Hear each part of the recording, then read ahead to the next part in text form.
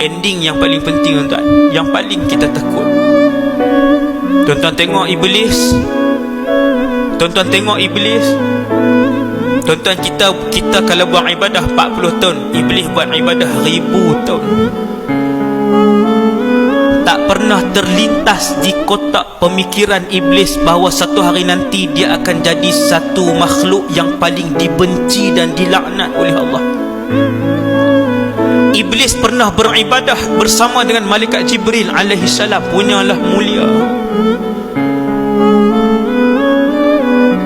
Bahkan kata Rasulullah, bukan sahaja dia pernah beribadah di sana dengan para malaikat yang besar, iblis adalah yang paling alim di kalangan keseluruhan malaikat.